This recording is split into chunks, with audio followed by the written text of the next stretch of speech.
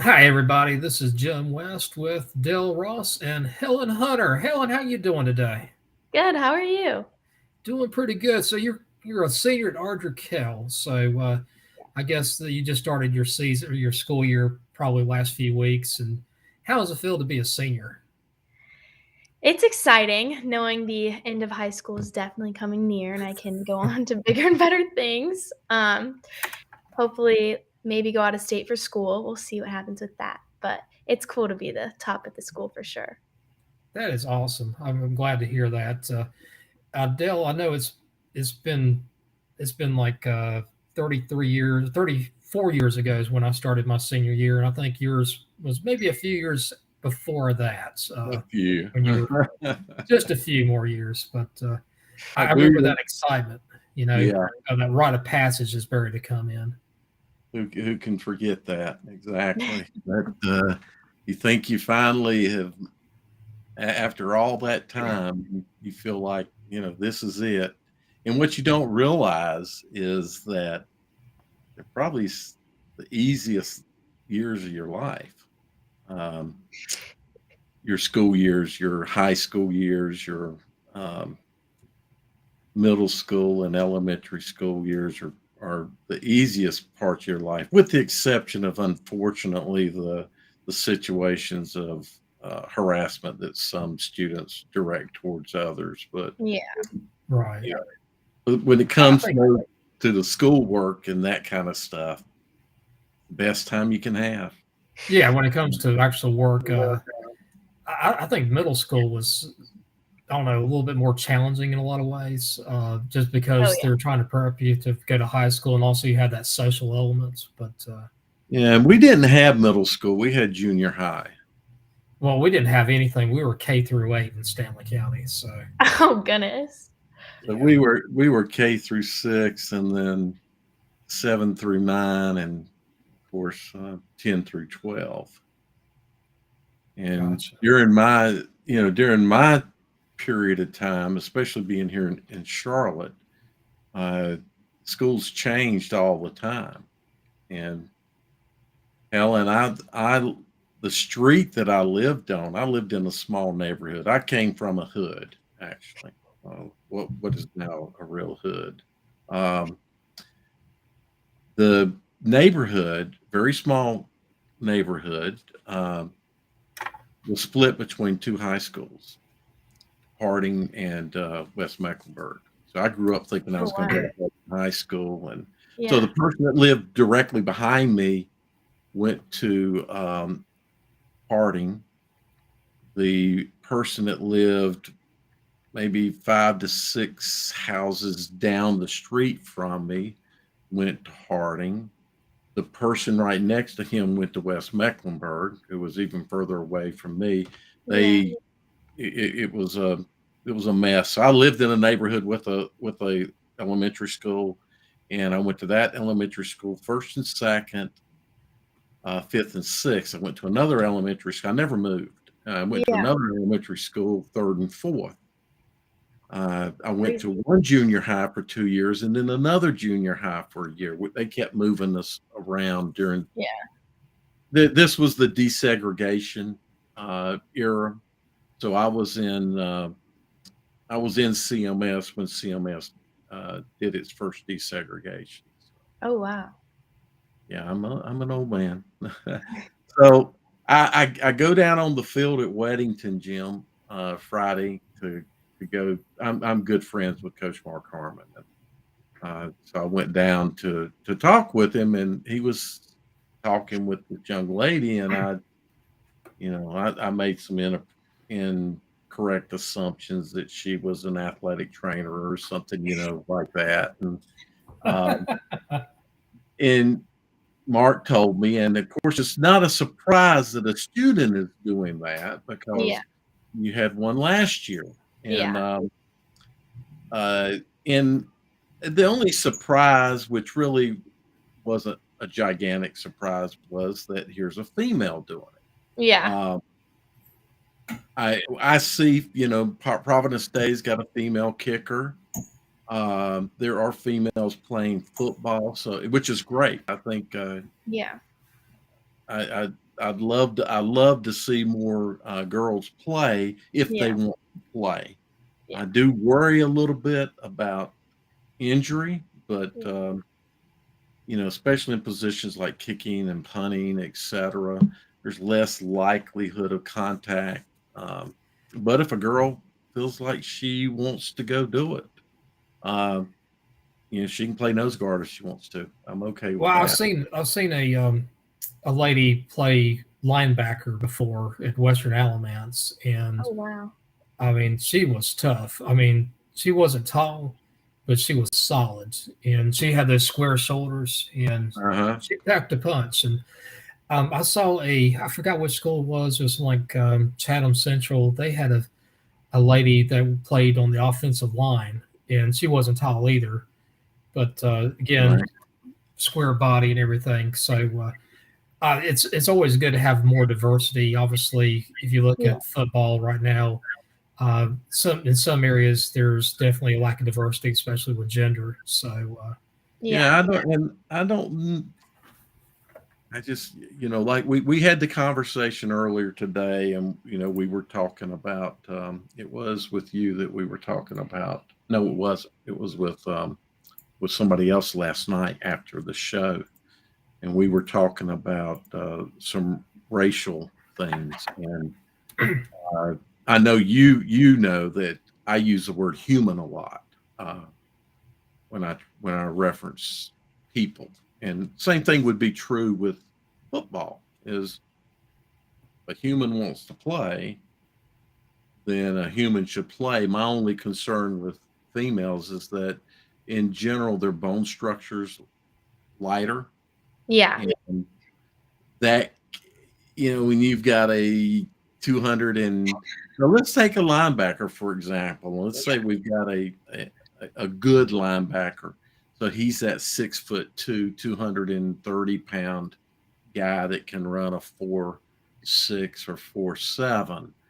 Uh, that's not a good physics matchup, and that's my only concern. But if a girl wants to do it, by all means, she should do it. I've got no issue with it. So Yeah. I really get excited when I see a girl on the football field. That's well, like, I oh, do too. I think that. it was like, what year was it, 98 or 99, that I believe it was Sun Valley that had the assistant coach that was a lady. Mm-hmm. um, and that was a big breakthrough back then. This was only Certainly. 23 years ago, and I think she was the first female to be on a coaching staff in the state of North Carolina in a high school Yeah. for the high That's school football squad. that's awesome. We have someone who's on the coaching staff. So this is this is cool. I'm really impressed with Ardikel's emphasis. It appears on integrating students into things like this. That Yeah. really, Sorry. I'm watching the game last year, and I see this kid just going to town with the signals. I mean, he was something All day. else. Yeah.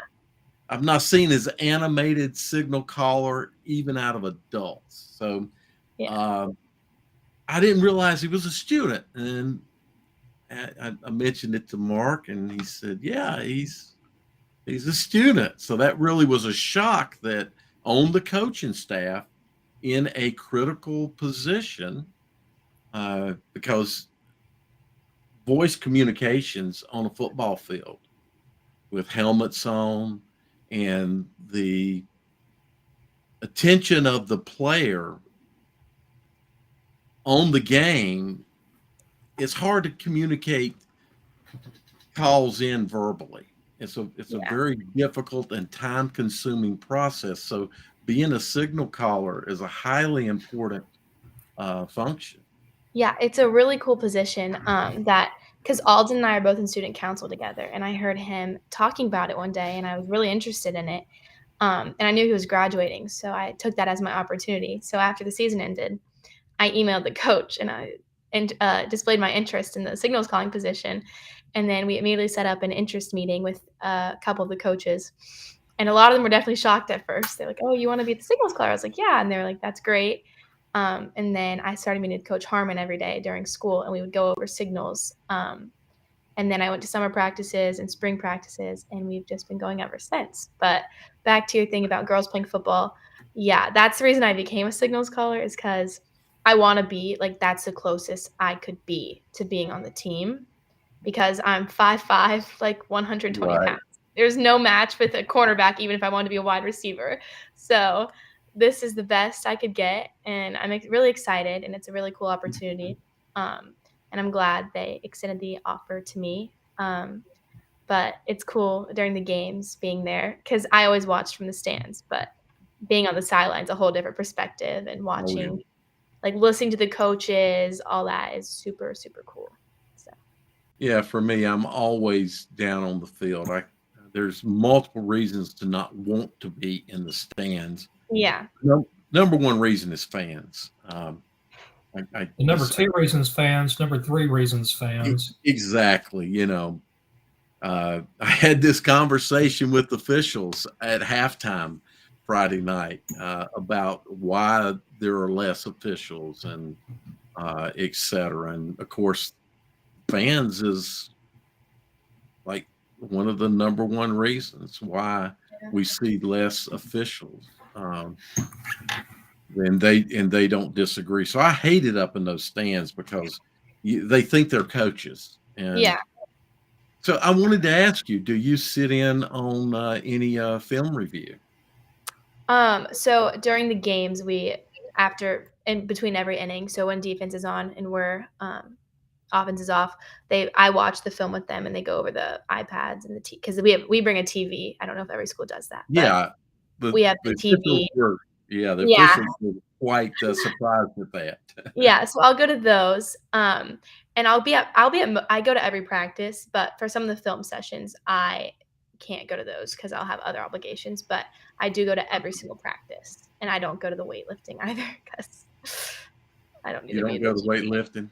No, I don't You need to don't work be in the you weight do you room. not work out on weights at all, or I go to the gym, but I do not want to be lifting weights with uh all of them. They can probably bench like 200. So oh, I'm sure there's a couple of guys on there that can bench a little over 300. Maybe, who knows? You might have a guy that can hit 400. Uh, I went to school with a individual who didn't play football for some reason.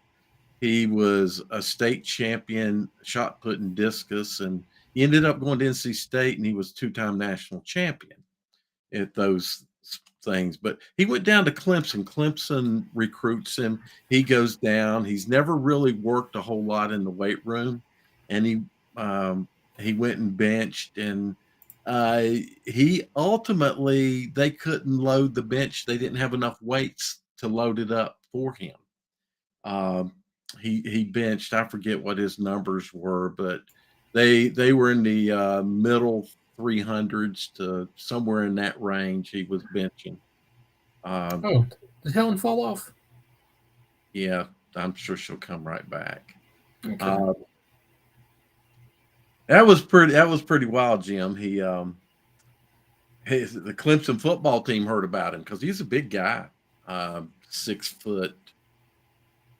Wilbur Carter, you can look. He's actually been in a couple of movies because of his physical size. He was in a couple of movies. He was in one of the Police Academy movies, and he for I don't know his whole career after high school. I mean after college. So you He went to high school with Bubba Smith. he what now? You went to high school with Bubba Smith. Well, Clemson, he goes down for track, and he ended up going to NC State. But when he did that lifting thing, the bench thing, and they saw his size, the one of the football coaches was in there, and they offered him right there on the spot. And he said, "I don't play football." They said, "We don't care." You're a big, strong guy. So anyway, um, have do you ever sit in on the breakdown of film on Saturday and Sunday? Have you ever done any of that? So I don't go with the coaches for that. I on Saturdays and Sundays, I'm usually because I still have a job on Saturdays and Right. Sundays. So I work at a coffee shop by my house. So I'm working there from usually 10 to 4 on Saturday and Sunday I understand. because I can no longer work during the weeks. So she schedules me during the weekends instead. Do you change your signals up every week? So each week we'll practice a new set of plays and we'll just add it to our previous plays. So every week we'll have more and more plays. So I guess by theory, yeah, like each week we'll have new signals, but we'll still recycle the old ones as well. It was Austin, right? Was that his name? Alden, it was Alden. Yeah. Alden. Yeah. He told me that he actually changed his signals. They had to change some of them because coaches were picking them off. They were writing Sure, them down. exactly. That's Yeah. Coaches were writing them down. So there's several things that people do. yeah. One, of course, is if you happen to be in the film. Yeah. The other team, when they get the film of you, they can see the plays being run and the signals you're calling. Yeah. And what they'll do is they'll tell one of their DBs to watch you. Yeah. We had that problem in one of our games. Sure. We had a dummy signal. People do whatever they can to obviously gain an advantage. Yeah. Well, this is really cool. I'm going to try to catch you guys at another game. I probably more than unfortunately the game didn't go the way you guys wanted Friday night. Yeah. So probably the most interesting thing about your game was your seeing you on the sideline signaling calls in. It's funny. So, yeah. To introduce you to people, when I met you and I found out what you're doing, and I asked you what your goals were later, and you mentioned, well, sports broadcasting, or I forget exactly how you put it, but my dreamiest of dreamiest jobs. Yeah, kind of an ESPN maybe, right? If you could. Exactly. So when you mentioned that, I'm like, oh my goodness. Yeah. We can give you a step forward. Jim knows ever since I started Carolina Varsity, I've wanted to integrate youth, and it's just been hard to get youth involved. Yeah. I had a person last year. He didn't work out. I had one a couple of years ago who just left high school. Yeah. Unfortunately, he on some unpleasant circumstances, he passed. So it's just been I haven't been able to get anybody. Yeah. And I've been asking. So there's some things I'm going to ask of you about students later. But what we want to do is give you an opportunity to interview players. Yeah. So you're going to be providing interviews of players, hopefully, fans, coaches, other athletes. Yeah, I can also continue during basketball season or spring season, women's soccer, stuff like that. Volleyball. You can interview the refs and say, I just noticed they were just bullying you like crazy today. What is that? You can interview a ref. Now, some may talk to you.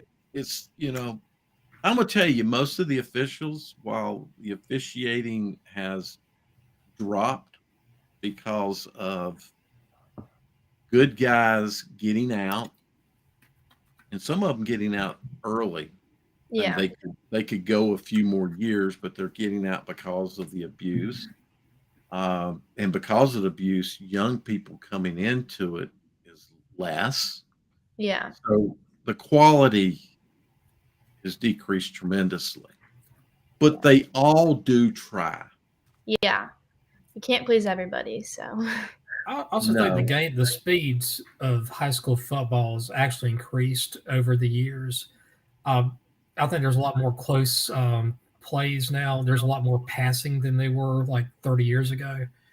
and when you have more passing, you're going to have more penalties and more close plays too. So Well, and throw in the lack of training and everything else. It's a recipe for disaster for any referees involved. think about the other thing is that normal football has a 7-man crew to cover the field. So you and we have that in the playoffs, but during the regular season, we have 5-man crews. And when you get a game like the game I was at 2 weeks ago, Providence Day and Catholic, and you've got two Division I quarterbacks, you got Division I tight end, Division I wide receivers, Division I linemen. I mean, you've got probably on that field total, uh, I would say a dozen or more kids that will play D2 or higher football. Yeah. So high quality players. It's hard for officials, five officials, to cover that field and see everything. And so, Right. Jim, as you say, moving to the passing game, you've got more things officials have to look at. It's I think it's very difficult. I have that conversation with officials almost every week. I guess it'd been probably 6, 7 years ago, had a referee come up to me and says, Jim, I don't understand. I get booed when I make a correct call, but the quarterback can make some type of bonehead play and everybody claps and all the fans clap. And I said, well, the fans kind of realize that quarterback's probably a good person, and just kind of looked at him. He started smiling and laughing. But referees get abused quite a bit. And the student section has to be the worst of it too. Student sections attack the refs. I think the students are. I think it's almost expected. What is not expected is when people that are my age act like idiots out in the fans. Yeah. I've seen some really bad parents out there, and sometimes you just want to just say, if you're taking it that seriously, you need to do something else. But yeah, anyway. The students doing it. It's part of the game. Is exactly. It's part of the game, and as long as they are not abusive, telling a ref he needs glasses is not abusive. Telling a ref he blew a call, or I don't even think, even though I think it's like highly wrong, officials are not bought by one team or another. That's just not the case. But even that's not horrible because they're accustomed to hearing that. It's just that the abuse has gotten, the verbal abuse is at a much higher level. One of the worst ones I went to was a Southern Alamance game, and the fans of Southern Alamance are really good, but the PA got up there. It was a questionable call, probably not the correct call. It went against Southern Alamance, and the PA says, "Oh, I'd love to see a replay on that." And while the play was going on, there was no call, and the referee throws a flag for unsportsmanlike conduct, and the official told me something. Yeah, official told when he saw that TV on the sideline that Audrey Kell had, he was, they were like shocked, and I pointed it. There was some iPads there, and I, still on the bench, and then one of the other officials said, "Yeah," he said a couple of weeks ago, a player was going into the end zone with the ball, and he crossed the pylon, and he said, from my angle, he didn't get in. So I could not see him in. He said the coaches said, well, definitely he got in. They're telling him, as they're lining up to go to the next play, and they're looking at their iPad, and he clearly got in. And the coach said, would you like to see it? And he told him, he said, no. I said, what you should have told him was, yeah, coach, I would like to see it, but after the game, maybe this weekend you can send me a clip and I can look at it. Because there's nothing they can do once the And the white hat said, you know what I tell them sometimes? If you throw a red flag out, I'll review it.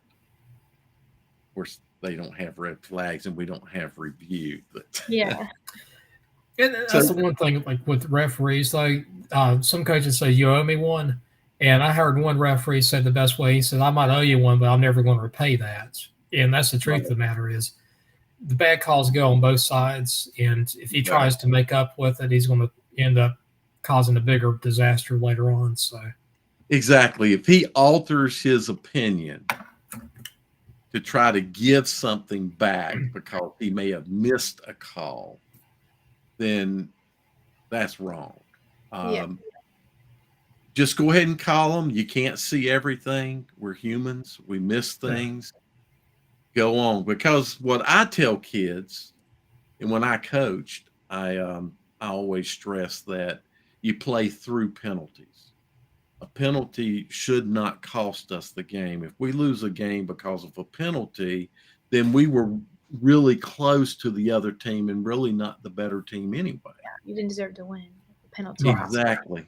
So deserve your wins. So I want you to interview as many people as you want. Um, if you would like to have a segment every Wednesday night when we do this, if you want to come in every Wednesday night, you're welcome. yeah, And have most definitely. your own segment. Uh, do your own thing. If you got ideas of things you want to do, what we do, we're gonna go over one of the things that people who follow high school football get real enthused about is rankings, Yeah. right? So State. rankings really mean very little, but Yeah. if your team is ranked higher than another team, it makes you feel better. So Yeah. Jim had an idea a few weeks ago about let's make people insanely mad because that happens. And actually this week, a person said they were going to unfollow us on our Facebook page. And I think it's because you ranked Havelock. Was it the Havelock thing? I think Wasn't it? so. And I'm like, whatever. Whatever, exactly. They're going to follow us because they didn't. And of course, Jim asked that person, and I asked Melissa, somebody. We both asked, well, where are your rankings? Let us see yours. Well, I mean, she put down like who has Havelock beat? They haven't beaten anybody. I said, well, let's go back to 2016. There was a team in Wake County, and they didn't beat anybody in the regular season with a higher state ranking than like 112 or so. During the playoffs, they didn't have that much good talent or not much good competition. Got to the state championship game, played Page, had 6 interceptions, beat them 29-0. A team called Wake Forest, which is the first of 3 years they won it. Yep. It doesn't matter about who you play; it's how you play the game. Exactly. And sometimes you can tell on tape these guys are really good. Some teams you're kind of questioning about, and it helps you quantify it by who they play. Some teams, it doesn't matter who they play. They're that good. And Havelock is really good. Now, is there much difference between Havelock and Kings Mountain? Of course not. But Havelock also traditionally, there's Powerhouse. Exactly. There's tradition there that says we produce teams kind of like a Catholic, as an example, or Chambers right now. Right. Chambers, not just right now. Chambers has been good since they were the early years of Vance. So there are certain programs that are going to produce anyway, so but we have a little bit of fun with that. There's a couple of other guys who do a little more regional stuff for Gaston and Cleveland and Lincoln and that part of the state, Catawba. And they did a little ranking and put Burns, and I don't know how familiar you are with football around the state, but they're over in Cleveland County. Very good program. and they ranked them number 1 a couple of weeks ago, and they put Kings Mountain number 2. And a lot of people got upset about that, and it just so happened that Kings Mountain and Burns played that coming Friday night. That ranking came out, and Yeah. I told those that got mad, I said, "Hey, this one's going to get settled on the field." And Kings Mountain won that game 27-0. So 27-0, yeah. and So, the thing about it is we don't expect the number 2 team could beat a number 1 team. Yeah. Be honest with you, a team that's not ranked can probably beat a number 3 or number 4 team on any given Friday. There's a lot of factors in there. Football is not linear, and Yeah. And that can especially even, not high school. yeah, that can be seen in any sport. Like I was at this is basketball, but I was at the game when UVA, the 1 seed, lost to a 16 seed. It's just how you come out, I guess. that was I think was that in 2017. I can't It remember. was terrible. It was 2018. I was there. 2018. We're UVA fans. It was a game that they were down they were only playing about 7 players that year, and one of their players got hurt. DeAndre And they Hunter. only had they had one person off the bench, and that was a University of Maryland, Baltimore County, I believe, that ended up beating them by 20 points. And then they won the next game. So sports can be crazy. So Jim, what is happening with my system is, for some reason, I don't know what Restream is doing, but it's just like bogging my GPU like crazy. So what I'm going to do is I'm going to have you share the rankings. So one of the things I'd like you to do, if you will, run over to Max Preps so that you can pull up the power rankings, and we can take a look at your 1A, then your 2A, your 3A, your 4A, and overall, which, by the way, we're mostly equal. Yeah. There's Jeff. I see Jeff Miller's online. I'm here, but it'll be active soon. So I'm assuming, there's Mark Patrick. So we have a number of people that work and help us. So Mark Patrick, for example, he goes to games, does a lot of video, with his phone, and then tweets things out, kind of like what I was doing Friday night. Yeah. Jeff Miller is over in Gaston County. He's a Forest View High School graduate, and he goes out to games and does post-game interviews live. Jeff got right popular doing his live things, and you might think about that. Yeah. You now have that ability. You can go live on Facebook. Jeff's had thousands of people within, a few hours of him going live has watched his live interview of a coach or a player. Yeah.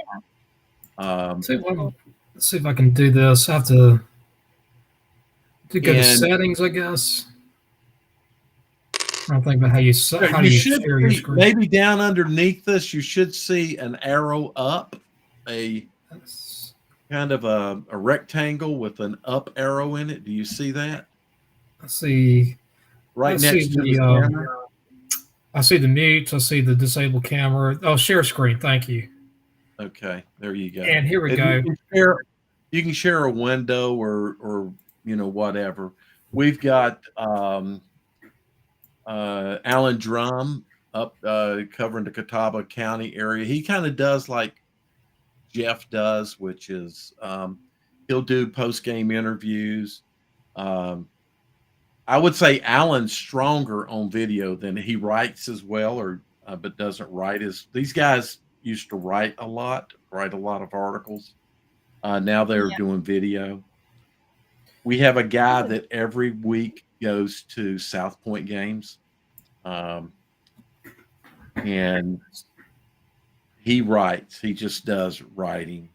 Yeah. Jeff has let me know. Now you should see on the right-hand side, Helen, you'll see up at the top a chat and captions. Maybe I don't know if you've got the captions, but you should see a chat. And if you want to see what people are saying, there are some people typing in and commenting. Yeah. Some people are logged in on their Carolina Varsity accounts. That's Alan, most likely, or Garrett. So there's a guy out east who loves this stuff. We do this stuff because we love promoting high school, Yeah. promoting youth. That's what it just excites me that here you are someone that wants to do something further, and we can help you. Thank you. It means a lot. We're going to lay the platter out to you, just like if you were to go to a buffet or it's Thanksgiving dinner and somebody says, go get what you want, and everybody else has to sit back and wait. That's kind of what we're going to do for you. And Carrie's here as well. Carrie, if you take a look on the Carolina Varsity page, you'll see photos that come out of Lincoln County. She's taken those. She's a fantastic, phenomenal photographer. We also have Nord Ross, who he puts his pictures up as well. Nord is over in Cabarrus County at Cox Mill. Yeah. His daughter's a volleyball player. The picture behind me that I'm using for my backdrop is one that Carrie took. Her pictures, I used to take a lot of pictures. She is just so good. Yeah. And honestly, I don't know, but it seems like she's getting better. There's a number of people that still shoot photos. I know there's a young lady shooting them. I say young, everybody's younger than me. I graduated in high school in 1978. I do want to make his junior year they got electricity, just like you know. Exactly. David Simmons here says Shelby is not as strong. Interesting enough, we'll get to 2A in a minute. So I'll go ahead and do 1A here. What I did was basically did a screenshot of my 1A, 2A, 3A, 4A. Yeah. And I've got 1A here on the right hand side. I have Tarboro ranked number 1, and obviously Max Preps has number 2. To me, it's hard to Jim, pull yours to the left. Slide it over to the left of them so that you can see the strength. Because the big thing about if you can align the page and maybe drag the Max Prep stuff to the right. Yeah, just some way so you can see the strength. Because you've got two things. You've got the ranking and you've got the strength of schedule. And because we're now 4 weeks into the season, we have 4 games, their numbers are going to get better. I just don't know how good their algorithm is, but it's good to see that. Go ahead.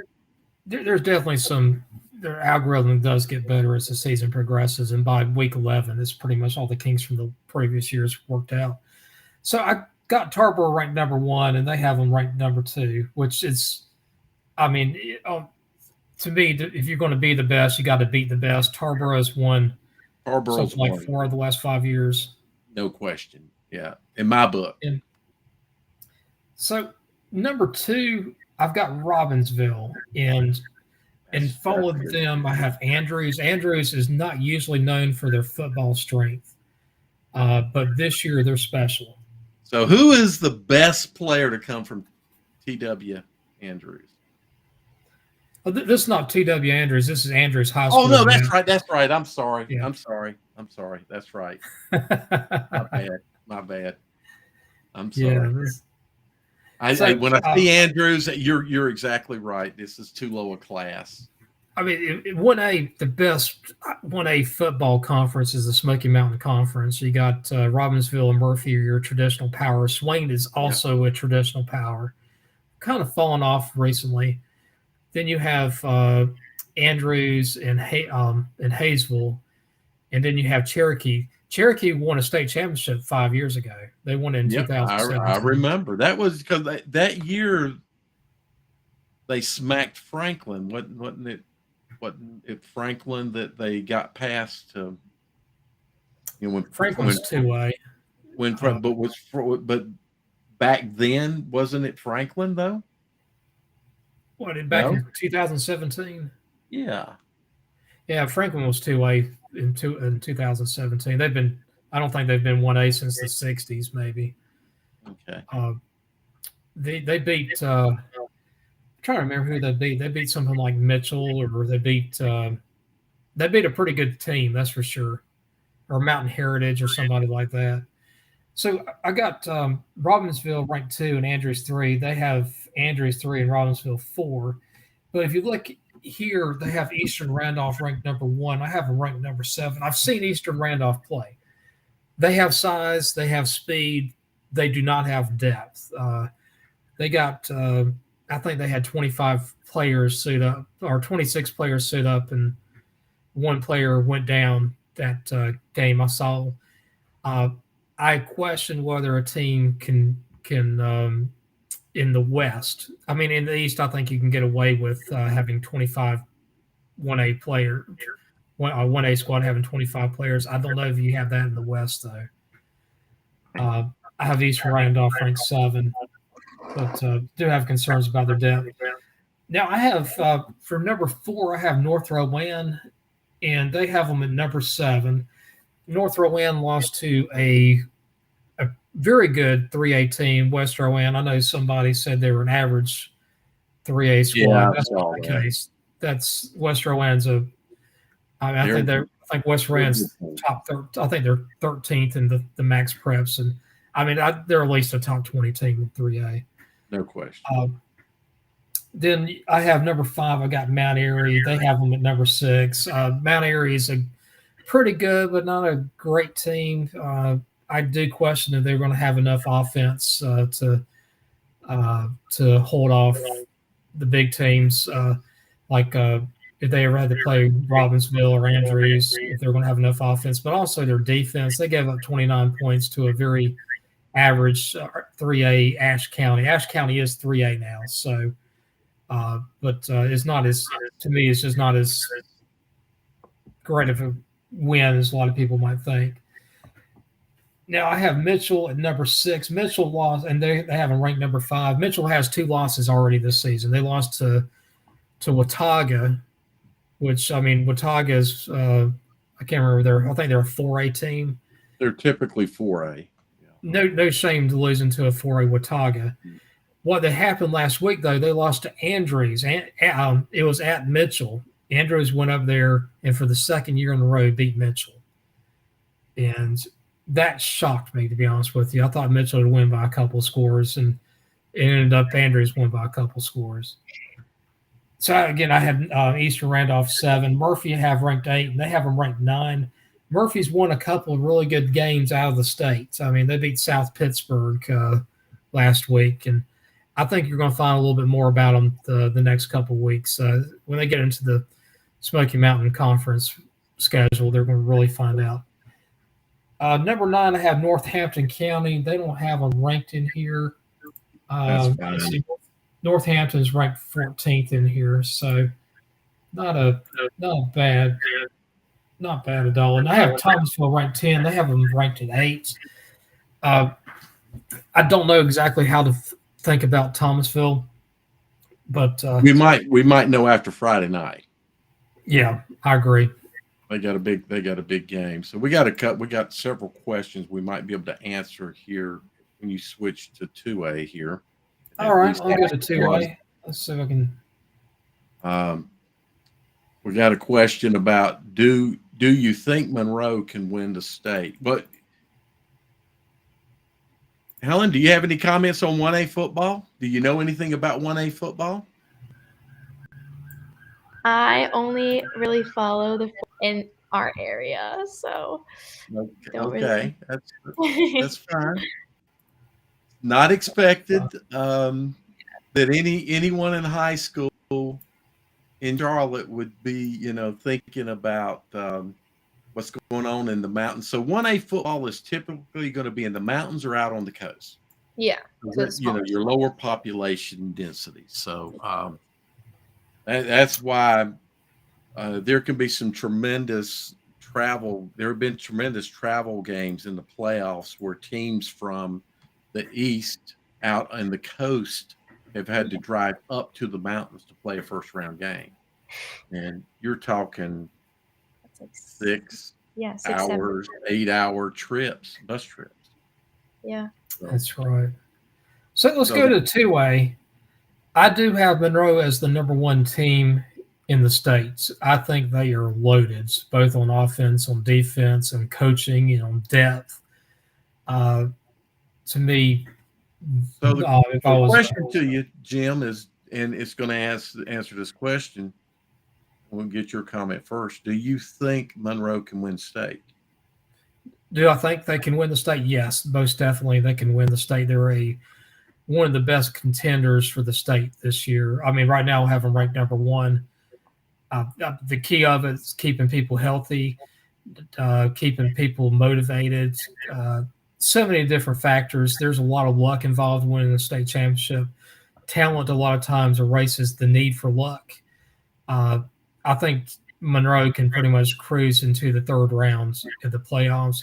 After that, just takes one bad Friday night and it's over with. And there's 6 weeks to the playoffs now. They might make it all the way to the fourth round without breaking a sweat, but they're really good. I don't know if they can make it to the fourth round. There's some good teams here in the West in 2A.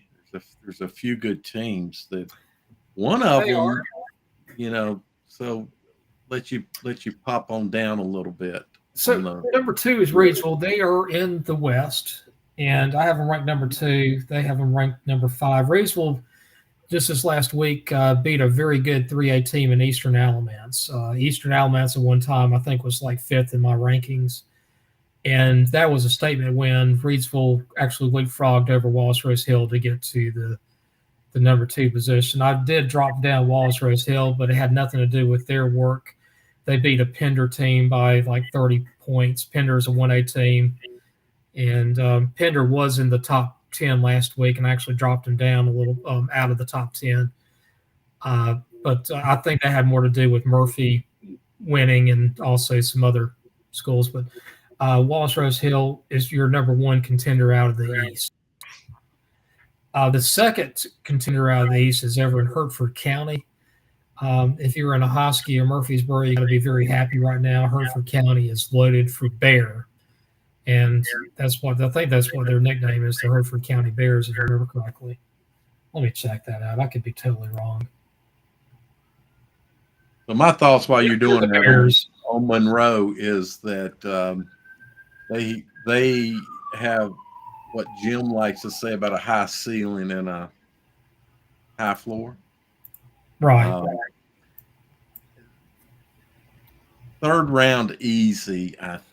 Easy. I don't know. Again, we're going over some very, very good teams and maybe some surprise teams, as you'll see, where Max Preps has like Shelby, which was interesting that you didn't have Shelby, right? Yeah, I can't pull the plug on Shelby yet. I just don't know enough about them. Let's look at their schedule real quick, who they played so far. And actually, I had them one of the teams that like the next. Well, you've got Kings Mountain, Burns. They lost AC Reynolds. They lost to Crest. I'm sorry, I said Burns. I meant Crest. So we're looking at good teams here. Kings Mountain, AC Reynolds, Crest. They're really good teams. The problem I see with Shelby right now is I don't know if their defense is going to gel. Their offense looks fine. Their offense looks really good. What is High Brighton? I do question about their defense right now. No, you can just click them right there in the schedule. I'm just curious. Oh, which one? I'm sorry. Oh, yeah, go back to where you were at. Okay. You may go back to the Shelby page? Yeah. All right. Shelby schedule page. You had it up. All right. Probably just get your and then scroll down to the High Brighton game. Last game. All right, right here? Yeah, click High Brighton. No, yeah, click them right there. I just want to see what their record is. They're 1-3. Let's see who High Brighton. They lost Yeah, East Lincoln. High Brighton's usually They won a state championship in 2017 as a two-way they're team. usually a decent team. So they've kind of seesawed from 2A to 3A recently, and they're in. I guess they're in 2A land, but or actually no, they're in 3A. I guess now.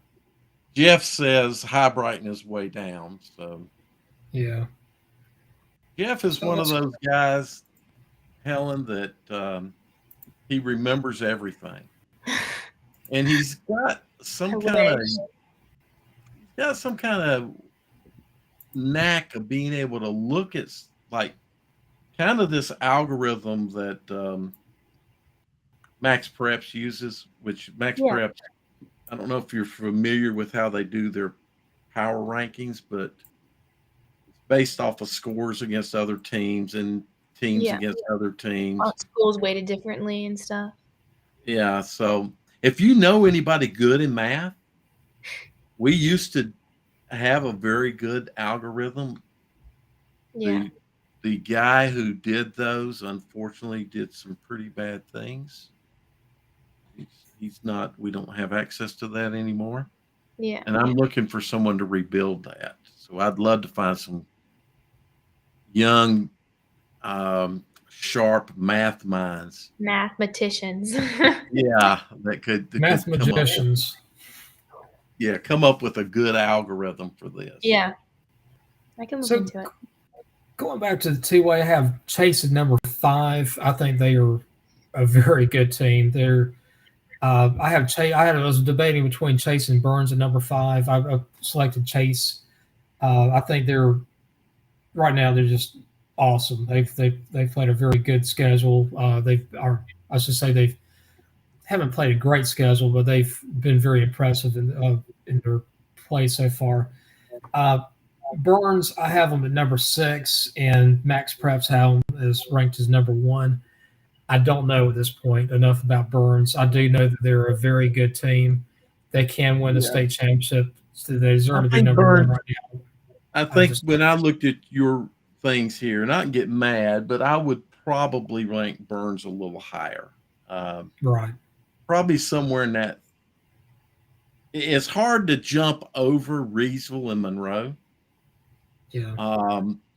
In my book right now, but I would probably put them somewhere in the 3 to 4 slot because they played some great football teams.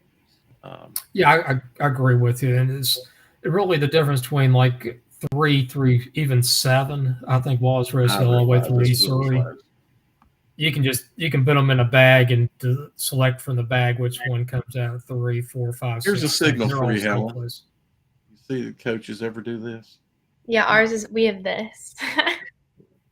for bunch? Yeah, bunch. Yeah. Oh, so, I mean, just like you just roll into. That's what they are. They're like that. Yeah. And you'll see that in rankings too. I mean, there's a couple of teams to me right now that stand out: Monroe and Reedsville, and I think Wallace Rose Hill's broken out a little bit too. But I think Wallace Rose Hill all the way through East Surrey is pretty close. East Surrey I have number 7, and Max Preps has them at 3.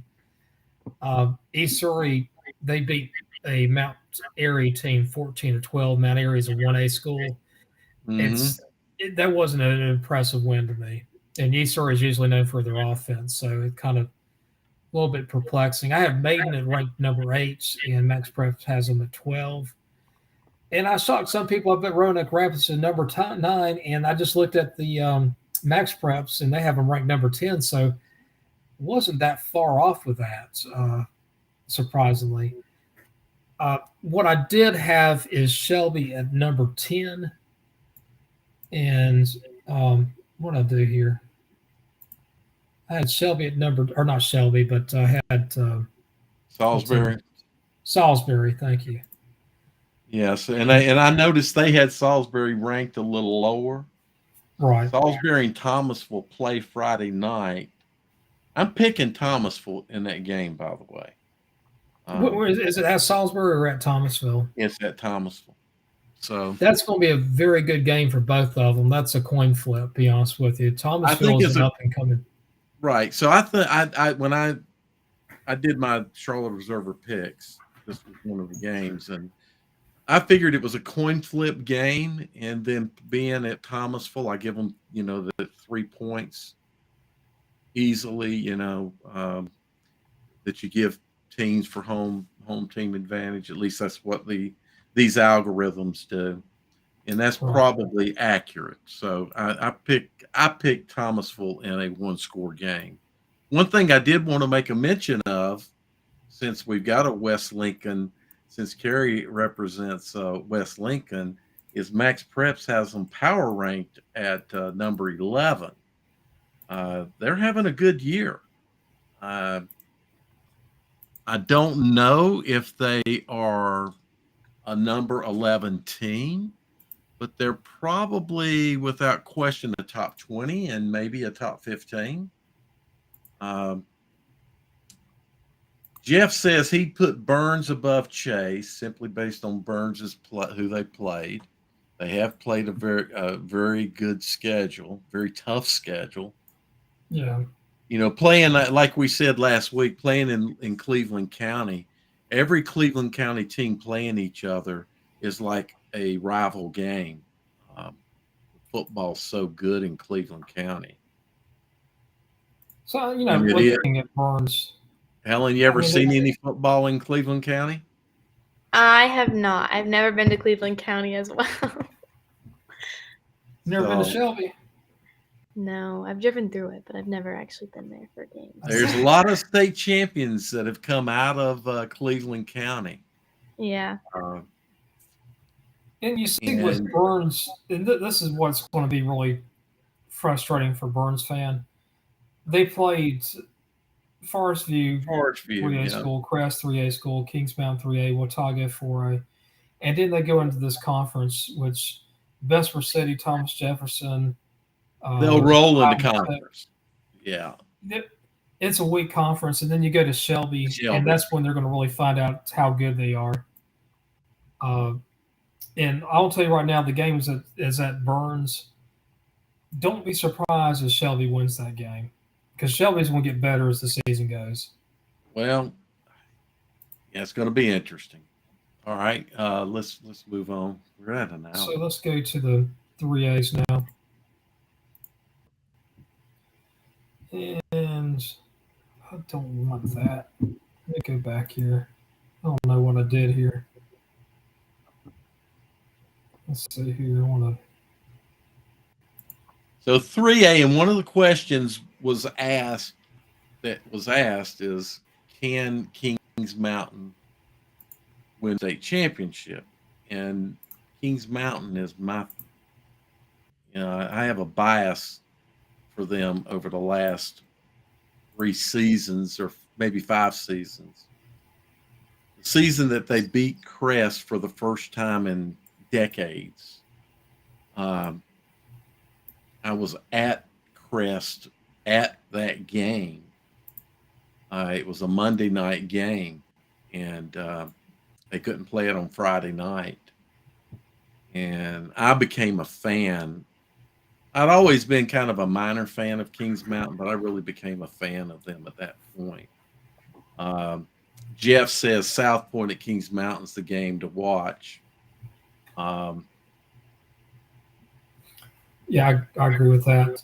So in 3A, I have Havelock ranked number 1, and you can see in Max Preps they had it down to number 6, and that's fine. I mean, it's a different algorithm, but Havelock looks like, I think they've scored 133 points and allowed 0. I don't care. The only reason, yeah. So the reason I liked bringing up the Max Preps is because that is the only objective data that we have. Right. Not to say that it's accurate to the reality of what's happening in North Carolina, but it's the only objective data we have. Everything else is subjective. Right. So where you have Havelock ranked, while it's subjective, I know some of the influences for why you do that, and I didn't cringe. The only thing I thought was, and maybe it's that person. I'll let that. This is that subjective. The problem with subjectiveness is that I want to put Kings Mountain up there, and East Lincoln is a they're a team to think about. And for number two, I had Kings Mountain. I mean, to me, Havelock, Kings Mountain, either one could be a number one team. It's I guess my bias is I live in the eastern part of the state, and Havelock's in the east. I mean, that's it. I don't think of like that. I like both programs, but No, I don't. Maybe I don't understand your reasoning. Havelock's got history too that tells us that they're good. So I have Kings Mountain number two, and they have them number one. East Lincoln 3, and they have them ranked 3. Look at that. Northern Nash is number 4. They have them ranked number 2. So Rose at 5, and they actually have them ranked at 4. So just a quick thing. Rose and Helen, maybe you're going to get a little bit of exposure to the rest of the state. Yeah. The more you see. So Rose they were at one time 4A. They've won state championships. And it's kind of interesting, Jim, the reason I just kind of paused here, seeing them, right here, because they've kind of, I don't want to say they didn't fall into the basement, but they did kind of fall off a little bit. Yeah. Part of with Rose, it has to do with they had that open transfer policy in Pitt County a few years ago. Mm-hmm. And I think you've seen South Central get bigger or stronger. That's over in Winterville. And I think that's probably affected Rose and Conley. I mean, at one time, Pitt County of the big schools, Rose was probably the third strongest behind South Central and Conley. Now I think Rose is the top dog in Pitt County. Just as a side note, back in the mid 60s, my mother did her student teaching at JH Rose. So I have 71st at number 6, and they looks like they have them ranked at number 11. That's fine. I mean, you can make an argument anywhere between 6 and 12, probably. Dudley, that's a team that really impresses me, not just with their history, not with their current team, just everything about them. I have a lot of respect for Dudley. Great coaching staff. One of the best places to ever watch high school football. Helen, if you like fish, they actually cook their fish. They have a fish fry on the sidelines, and you can get fish. You can get these beautiful fish plates from their concession. But she can get that at Harding and West Charlotte, and Harding and West Charlotte do that. Is it as good as Dudley though? I mean, Dudley's just. I mean, they fry it right there, and it's the same. I'm sure it's the same kind of fish. They're usually croaker or something like that has come in. Yeah, it's Jim. It's good. Yeah, that's the way to go. I have number 8. I have Oak Grove. Just something about Oak Grove I like, and I'm going to lose this for just a second. But let's see what they have ranked Oak Grove. They have it ranked down number 18, and that's that, to me, maybe Oak Grove is a bit of an edgy pick. I just want to look at what they've done. I know they didn't have a great game last week, but they beat Southwest Guilford. They beat West Forsyth. They beat Reagan, West Forsyth, Reagan 4A schools. I think Southwest Guilford is 4A. I'm going to beat Lexington, which is really, that's no competition right there. But if you beat, we're going to comment on that in just a second. If you beat some 4A teams, though, and West Forsyth is a good 4A team, you've done something there. To me, it's impressive. So I'm going to get back to my thing here. Lose that again. Ellen, what do you think so far? I think this is good. I can add more input for 4A for sure. Sure. Charlotte schools. Okay. And this has taken a little longer than we had the little fluff up front. And somebody said clam chowder here. Clam Ooh. chowder, that's good. Number 9, I have know who South does- Point, which they have them ranked number 5, and Eastern Alamance I have number 10. I still like Eastern Alamance, and they have them at number 8. Teams to watch for, obviously, Crest. Southern Nash, I don't know if they still do that double wing or not, but that's a fun school to watch. Really good.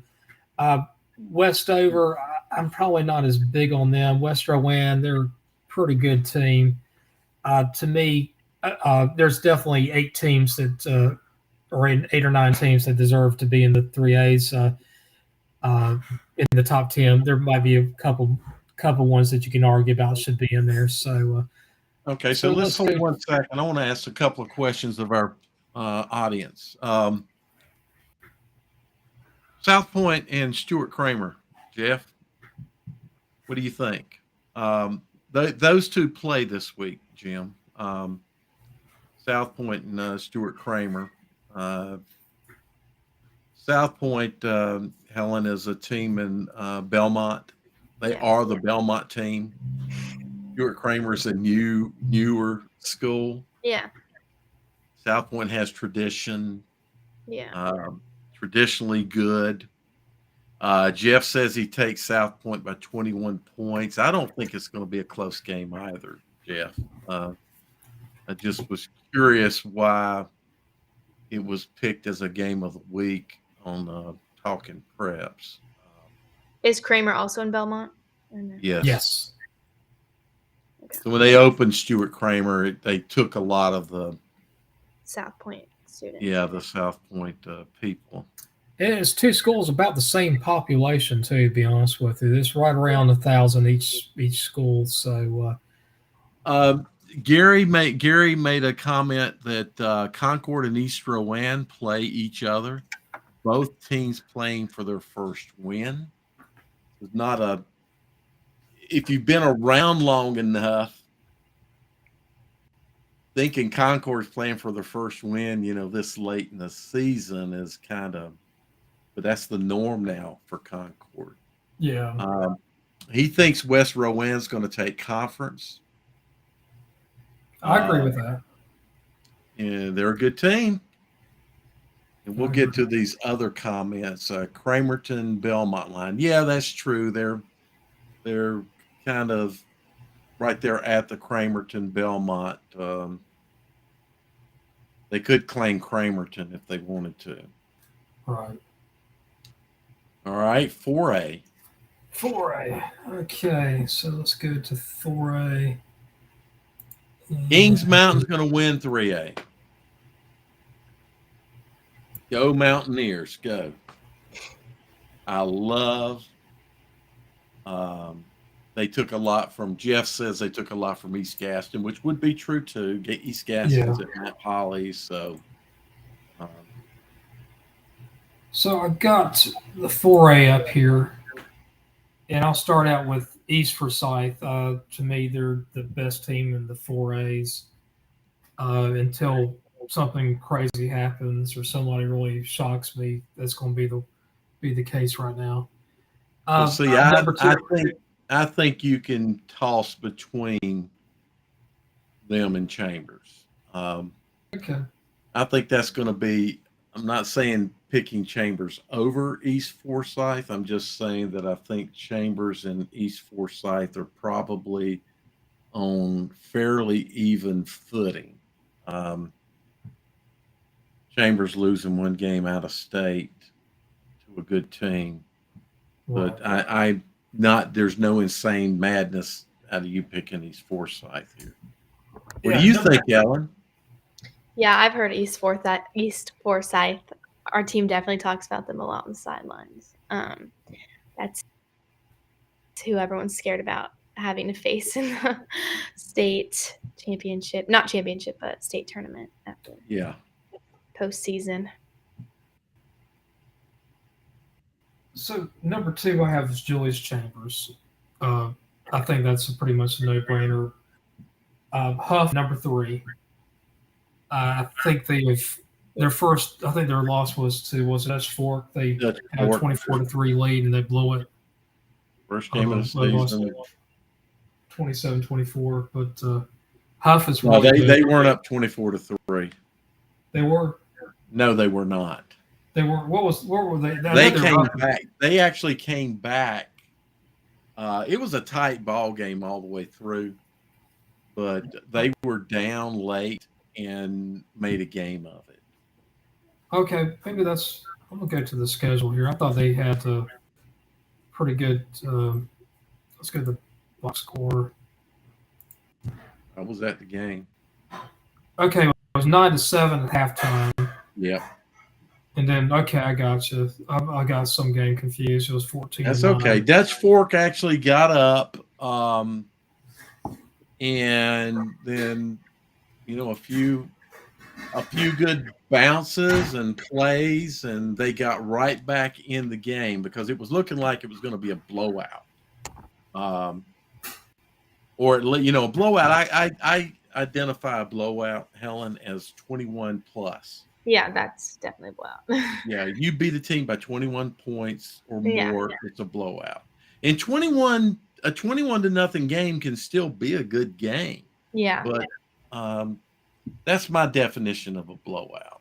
And they were nearing that point. Okay, Jim, I'm sorry. Let's get back to it. Dutch Fork, if you don't know who Dutch Fork is, Helen, do you know who they are? I do not.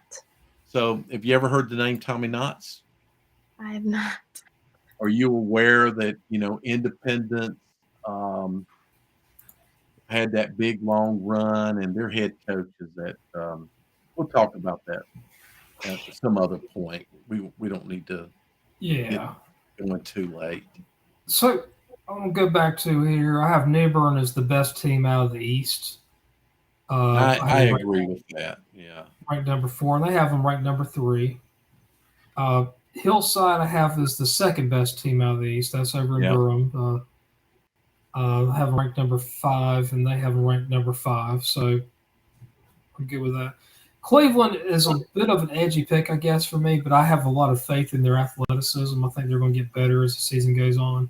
They're already 3-0, and I have them ranked number 14. So let's get back to this here. Yeah, the problem with the algorithm is that it only takes into account the scores, and thus if the teams you've played are not that great, it's going to impact your ranking in that objective max preps ranking. You might be better, but so at least we can apply our own little stuff, our own little factors. And Cleveland, I think they're a worthy top 10 team. And number 7 I have is Grimsley. I know some people that think the Grimsley is the 3rd or 4th best team in the 4A. I just right now I have them ranked 7. I just don't have enough about them. They've had some really good teams the last several years. I think they won a state championship back in 2020 or so in the small 4A. The Whirlies. Exactly. That was the original Greensboro High School, by the way. Yeah, just throwing that out there so Helen knows their mascot, the Whirlies. So number 8 I have was Weddington. The week before I said the game to watch was Ardrey-Kell-Weddington game because I actually had Ardrey-Kell ranked in the top 10. I had Weddington right outside the top 10. And I wanted to see Weddington, see how they did against Ardrey-Kell. I expected a close game. Obviously, Weddington won. Yeah, we didn't talk about where we went, but I went to that game, and at that night, Weddington was the better team. I do think Ardrey-Kell can play better. Go ahead. I'm sorry. You're good. We've definitely had better games, but they kept fighting. We were down 31-7 at one point, and we kept scoring again in the 4th quarter. They never lost hope, I guess. We've definitely had better games. There were mistakes on offense, but there's also stops. And we got stopped in the 1-yard line one time. We got stopped in the red zone another time. We got an interception in the end zone. So we did drive, and then we just couldn't finish the drives when we did. Yeah, there were 3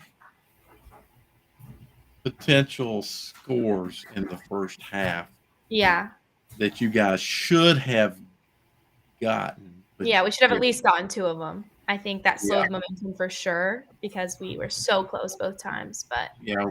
You were at the one, and actually, I think it was a bad spot. You were at the half-yard line, but it didn't matter. You yeah. lost yardage on, the next Yeah. play. Yeah. Turnovers were a hurtful thing. Um, Weddington's a great team, Yeah. very well coached, highly disciplined in their play, um, and all of that. And they don't get rattled. Arderkel went up early. Yeah. They didn't, nobody got rattled. I think that Arderkel did get a little rattled. Um, I think that would be different in another game. So, Jim, I It was think your ranking is spot on. Yeah. It was the first big game for us this season because the other teams were kinda like Yeah. warm-up rounds, but I would like to see it head on again, see how the outcome would Well, change. if you both win, you may face each other again. Yeah. It'll be interesting. So number 9, I have is Millbrook. I have them as the best team in Wake County. Uh-huh. Last week I had it as Leesville Road. Leesville Road, I'm just not getting. It seems like they might be playing to their competition sometimes. And I'm Uh-huh. worried about Leesville Road doing that.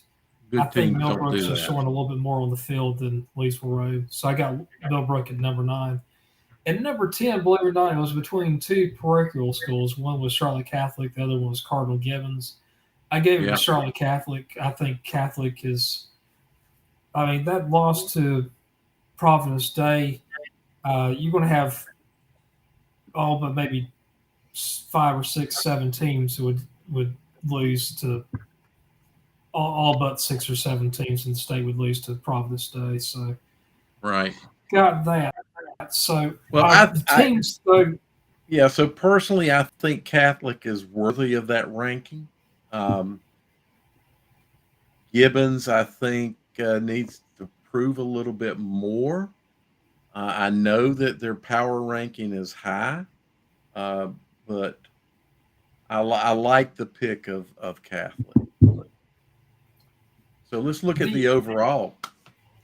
I want with the 4A teams though, like Mallard Creek, I can't put them in the top 10. They don't Right. look right to me. We already talked about Leesville Ray or Ardrey Hill, Leesville Ray. They're real close there. AC Reynolds did drop down out of the top 10. Now, They lost last week. before you look at the overall, there was a comment here about Myers Park football being down, not as strong this year, and that's true. There are vast changes to the team. They're noticeable. I'm not going to go into great detail into that, but I was at the Mallard Creek Myers Park game, first game of the season, and yeah, they're not the Myers Park team that you saw last year or the year before. It's been a long time since Myers Park has been defeated. You can be undefeated at this point in the season, but if you've lost every game, I guess that's defeated, right? Winless at this point in the season. I don't know when's the last time they were winless this deep into the season, but it's not looking good right now. They play. Who do they play this week? Jim, can you pull that up on Max Preps real quick? Myers Park. Yeah. Who do they play? Ellen, you kind of laughed. What do you think about? I've just You're heard still things about Yeah. the park You've situation. probably heard some of the things I've heard. Maybe we'll talk off camera about those things.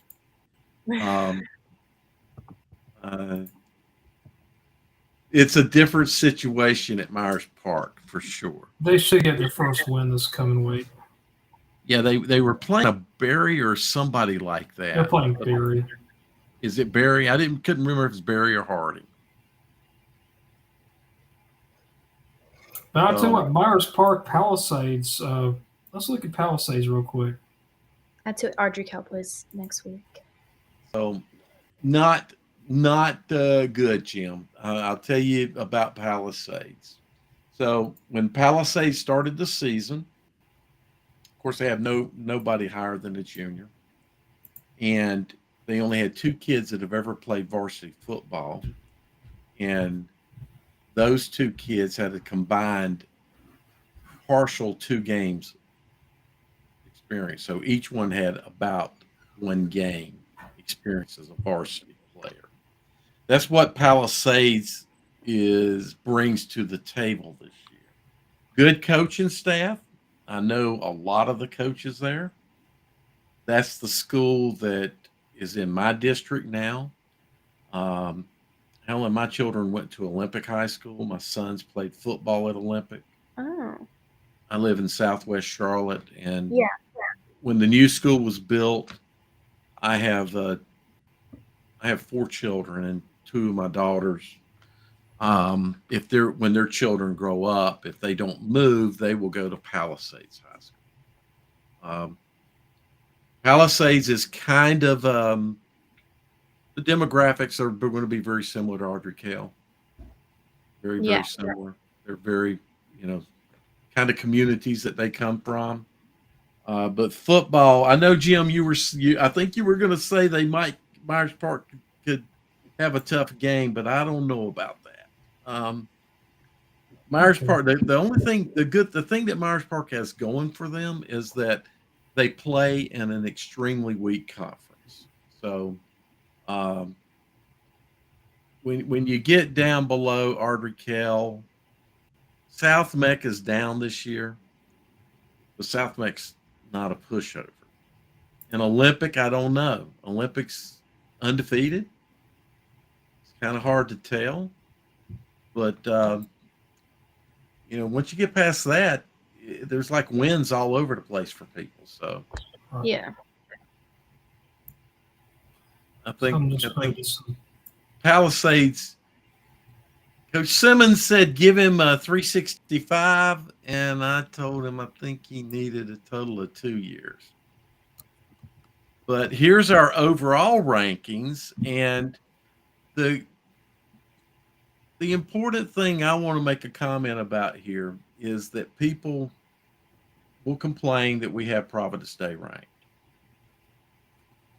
And I recognize that the majority of the schools here are NCHSAA schools, and we recognize that the rules are slightly different for Providence Day, Country Day, Latin, Christian, but at the end of the day, they're a high school in North Carolina, and we're looking at how high schools rank, even though the rules are different for attendance and being a player.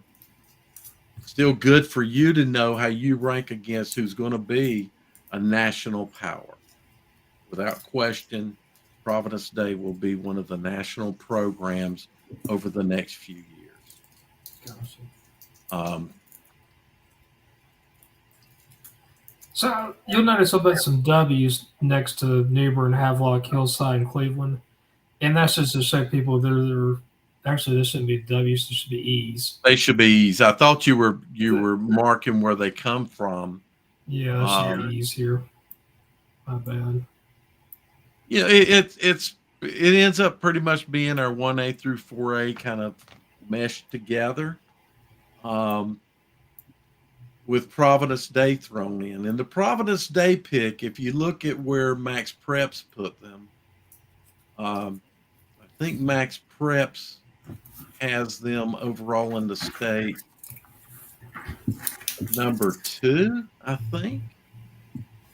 That sounds right. I think Providence State's number 2 from what I remember on there. And they beat Charlotte Catholic. They beat Weddington. 2 top 10 4A schools. Happened to be at both of those games.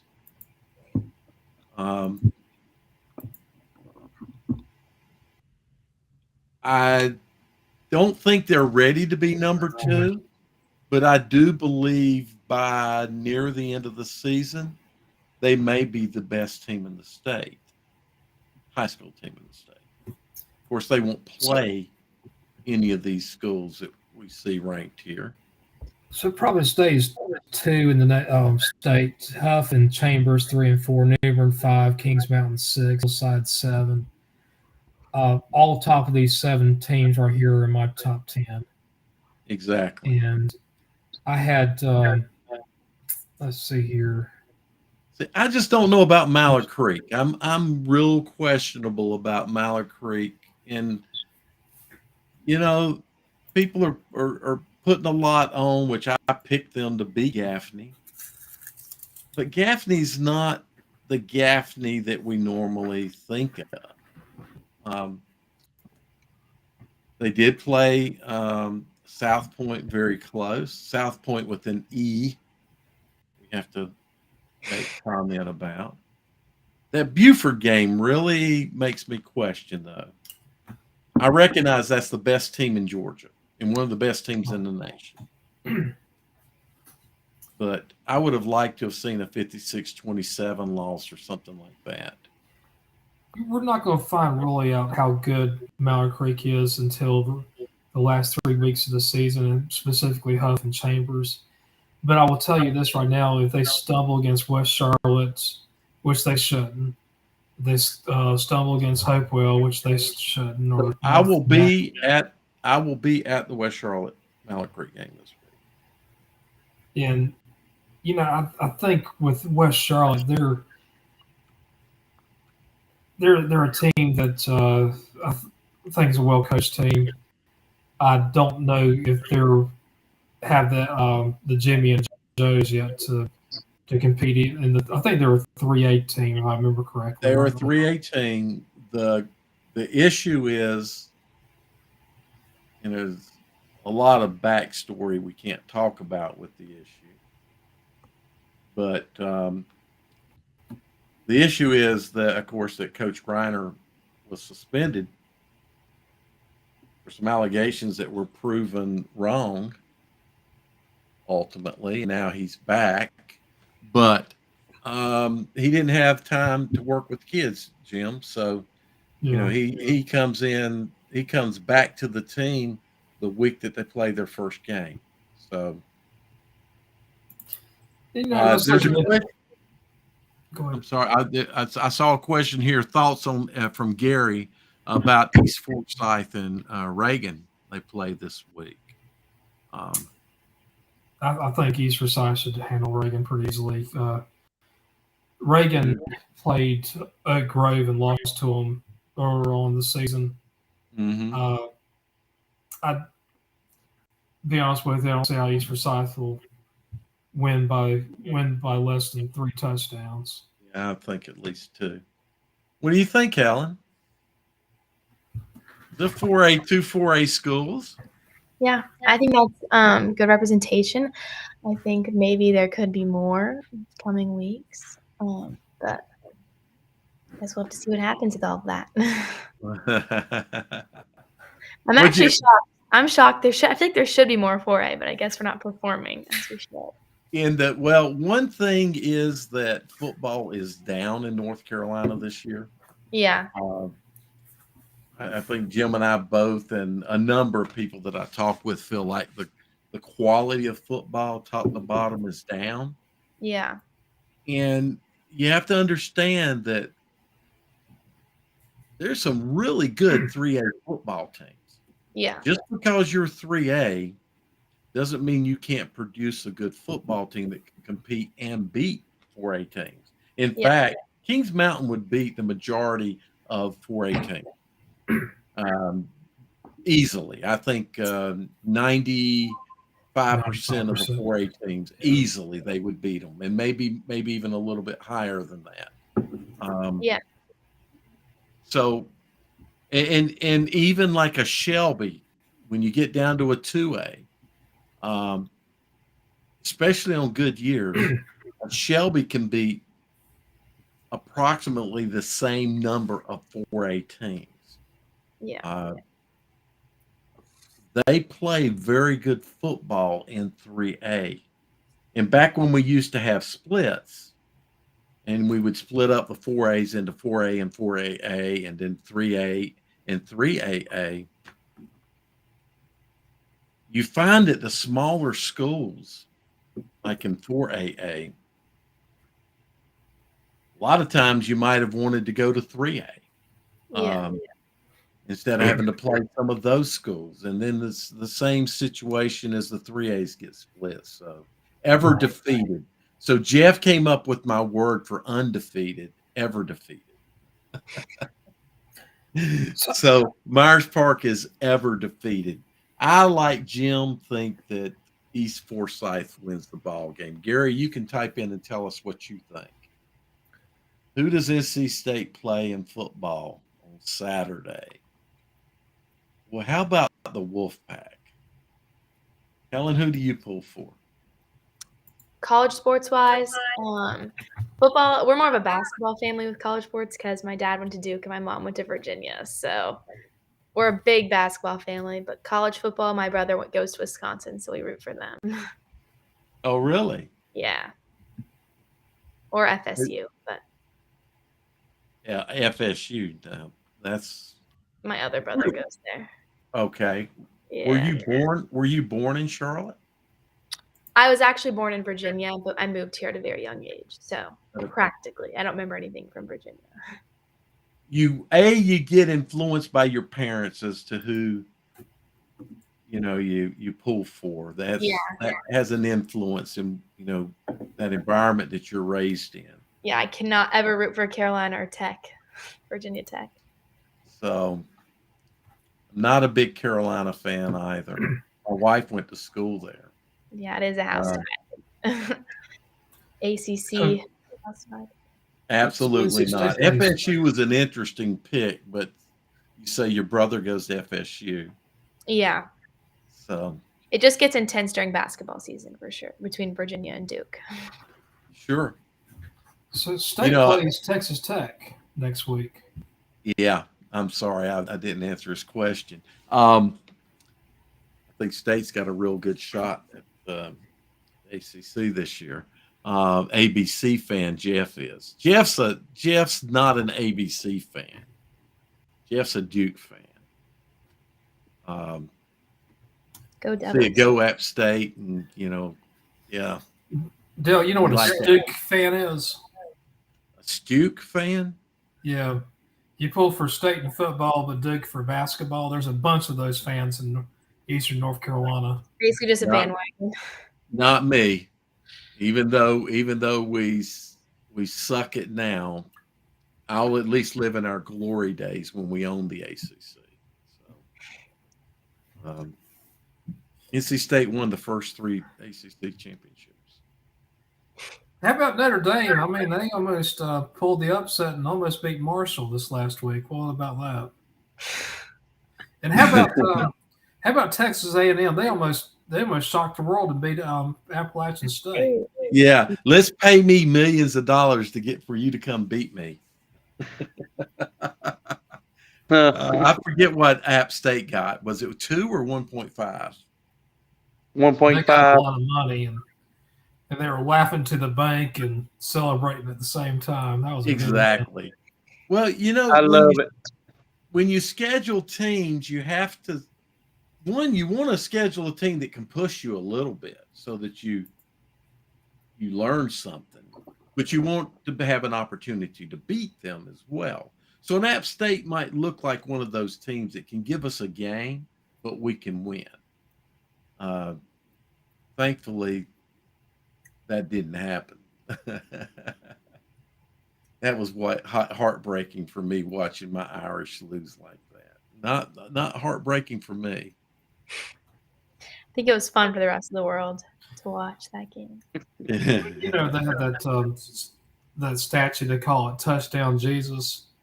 I saw some Michigan fans probably 10 years ago, but take a picture of that, but the Wolverine helmet on top of it. That was hilarious. Look at Gary. As a UNC fan, I'm ready for basketball. Same here. Yeah, I was gonna say, as a Carolina football fan, I'm ready for a cardiologist.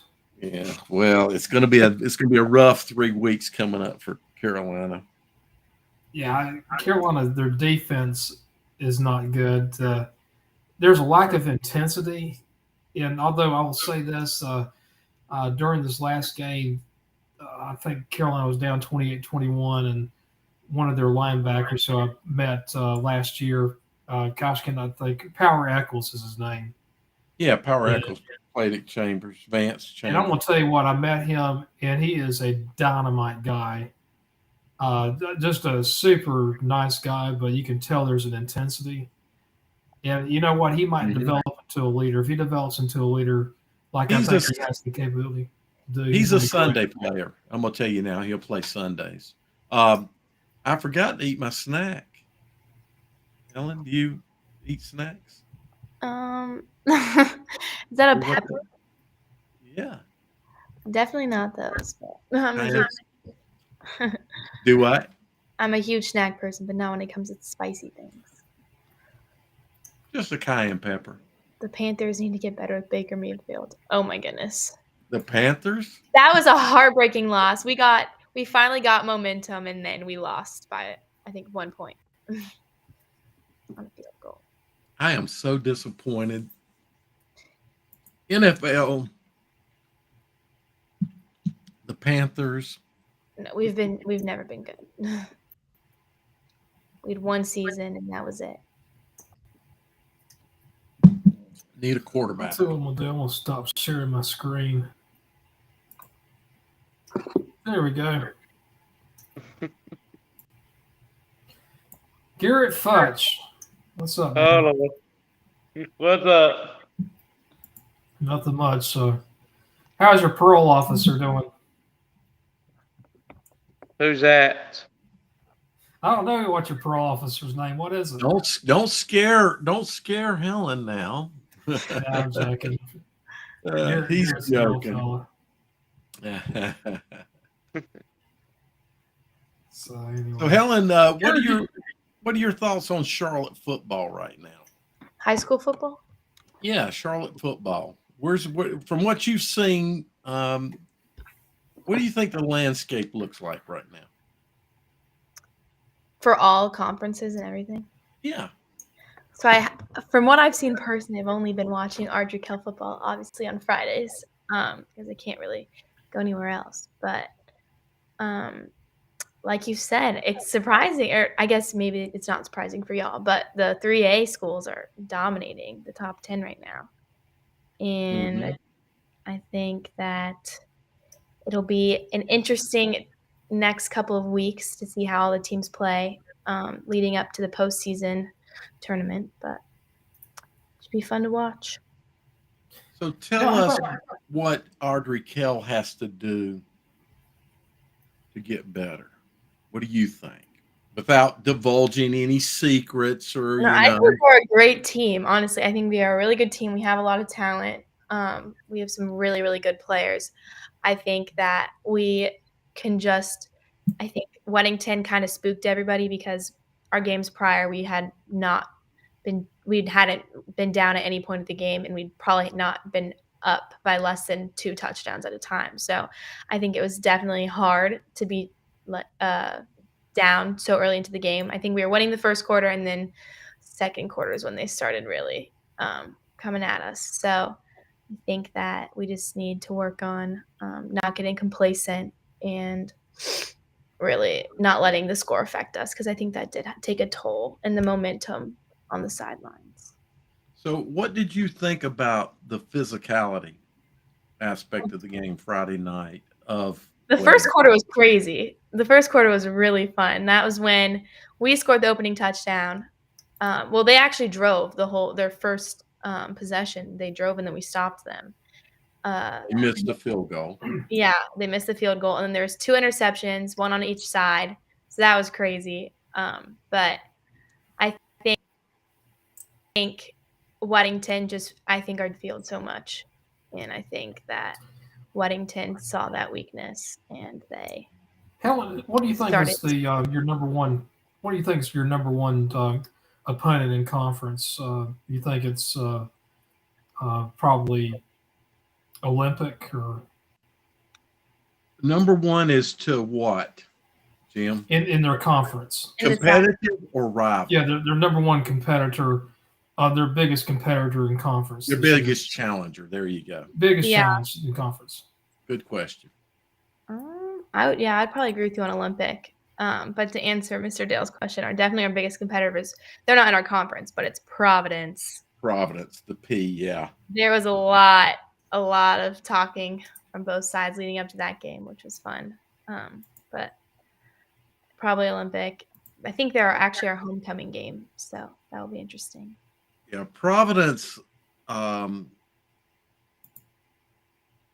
Kell pulled a lot from the Providence district. So before Ardrey Kell was opened, Yeah. that was Providence and South Mecklenburg.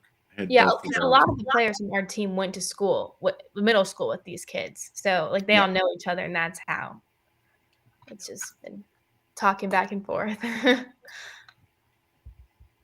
So Olympic. So you think Olympic is your biggest competitor?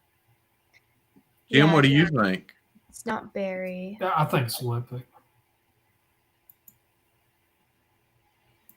But Not Barry. Is that what you said? yeah, it's definitely not Barry. definitely not Barry. I guess we'll have to see though when it comes down to that game. It's either a homecoming or a senior night. It's one of the big games, I'm pretty sure, for us. So how have the guys handled? Were you at practice yesterday or today? Yeah, I went to So how has the team responded to their loss? I think they definitely use that as motivation into this week's practice. We also have a bye week, so it's a nice time that everyone can really work out the kinks and rest up, because I think there were some injuries at the game just because it was a very physical game. So people are resting up, and they've been watching film a lot, and they've definitely been using that as motivation to work extra hard and figure out what went wrong and how they can problem solve before the next game against Palisades. Sure. So now, Jim, physicality was from Weddington was the difference in the game. Yeah. And the physicality at the line. Yeah. Was the difference at the offensive line and defensive line. Weddington has been some hard hitters over the years.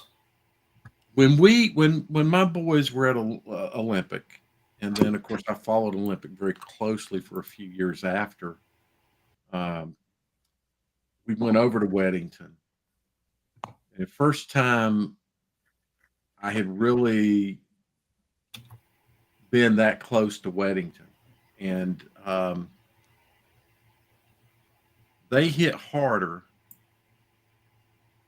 than any of the teams that we faced in Charlotte.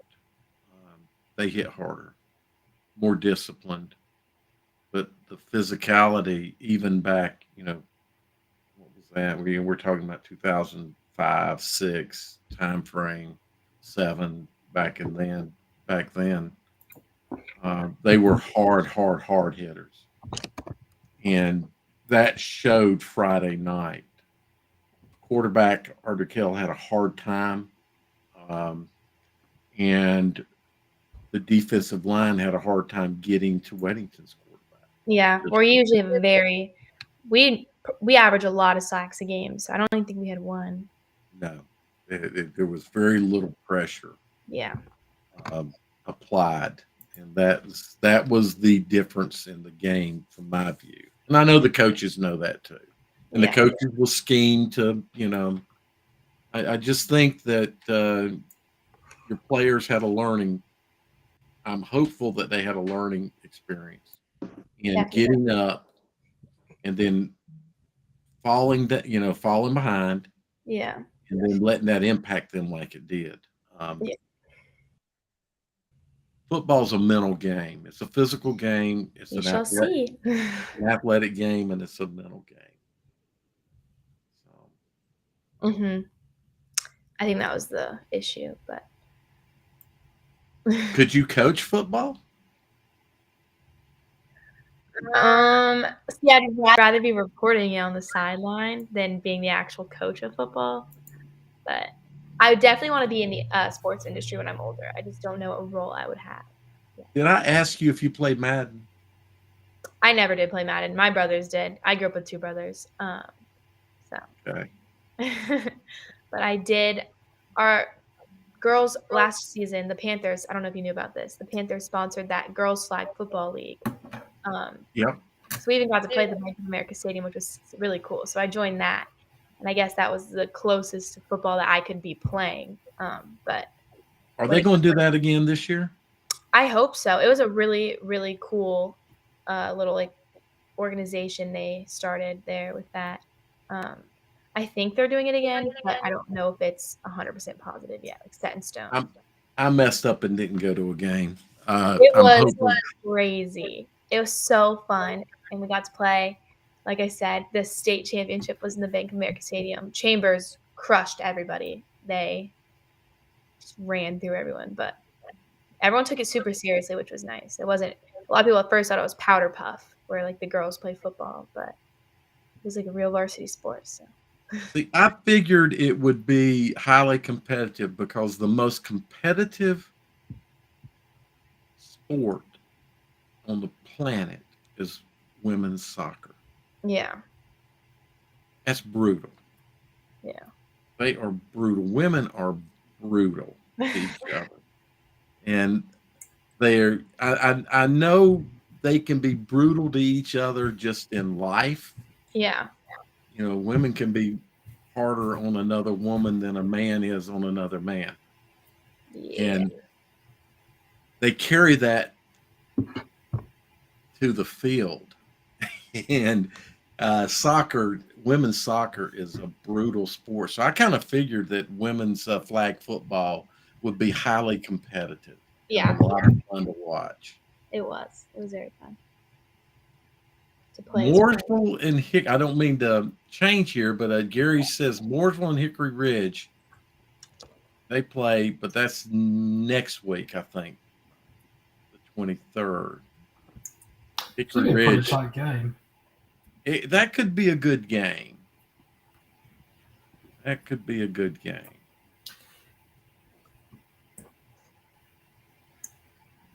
Okay. I understand. We thank you for your time. Thank you so much for having me. Sorry I have to leave. Well, I'll tell you what, I'm gonna have to jump off too. I am. This is later. Bedtime. Exactly. This thing ran later than we expected. I might take on a second if Garrett wants to say something. All right, guys. Take this care. Is longer Helen, than nice to meet normal, you. Helen. Thank you. Nice to meet you too. Hopefully you'll be back. Yes, Will you definitely. come back next week? Possibly. Okay. Because we don't play next week. Yeah, I'll be more available next week. Do some interviews. Yeah.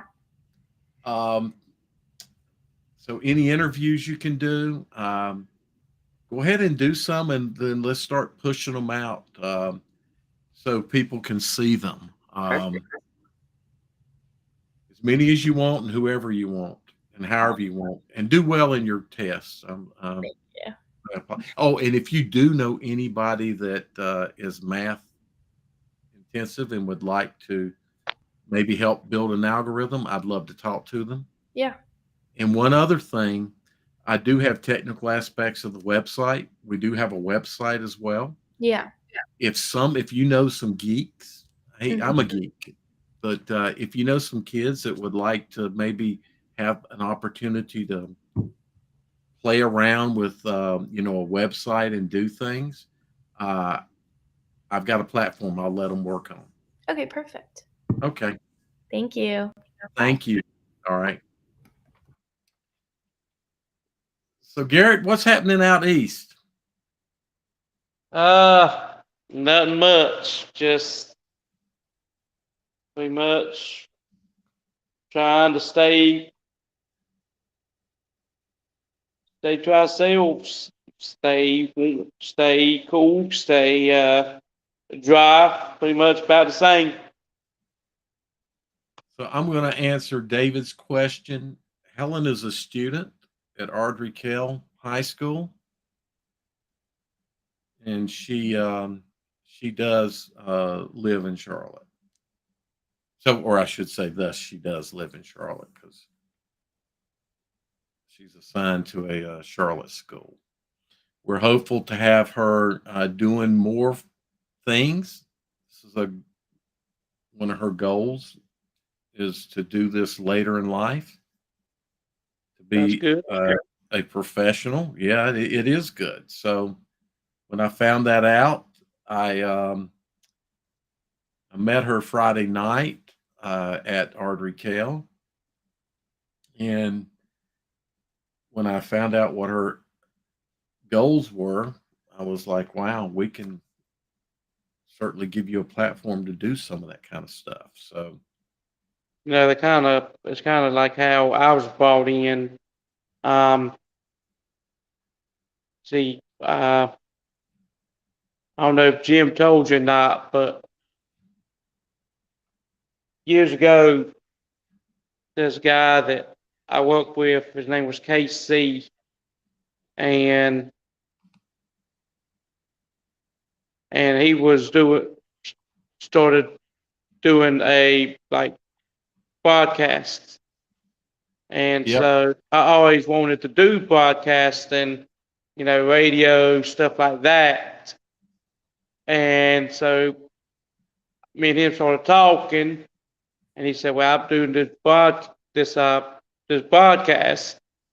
Would you like to try it?" And I was like, "Yeah, we'll try it." And me and Casey and Fred Lanier got onto it. At first, it was mostly talking about East Stupland and uh and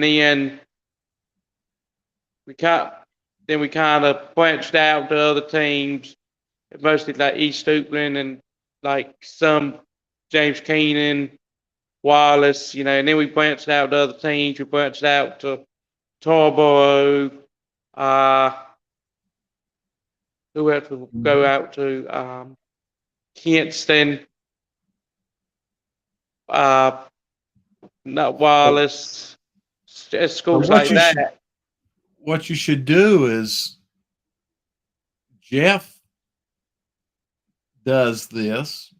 You know that you can go on anytime on the Facebook page. You can go live, Uh-huh.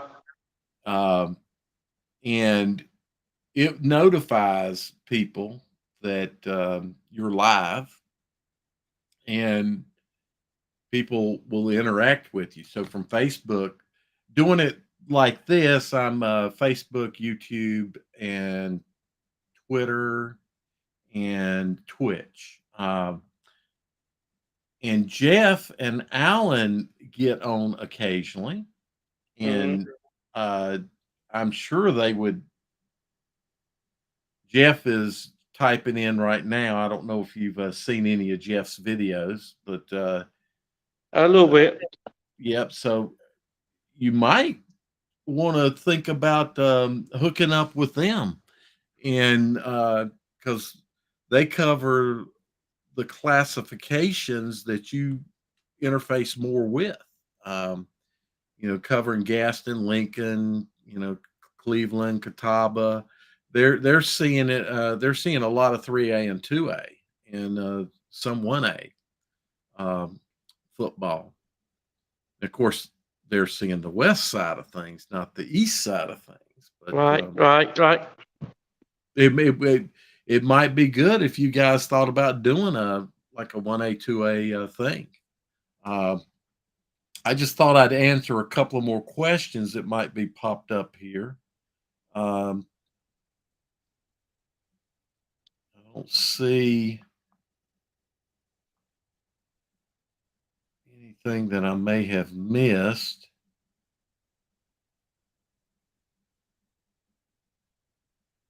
Jeff made the comment about Burns beat Watauga 48-28. Watauga was at 28-27. Burns is a great football team. Right. Yeah. I And heard about them a little bit from you guys. I, these Western teams, I'm not as familiar with, but You know, Watauga's a good team. right? And to come back against a good team like that, that's pretty phenomenal. I think a lot of people are Oh like, yeah, Watauga should have won, blah, blah, blah. But the fact that you come back into the game and you shut the other team down and you just start mhm. putting points on the board, there's something to be said about that.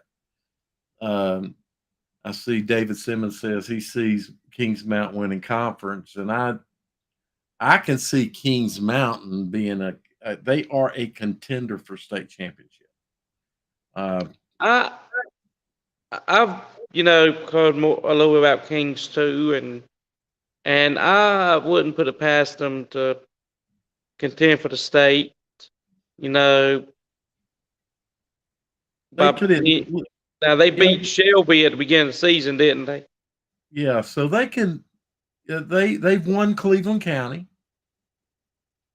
They, um, which is a tough football county. That's there's just some I've heard. awesome. Yeah, that's awesome football, and um, to be the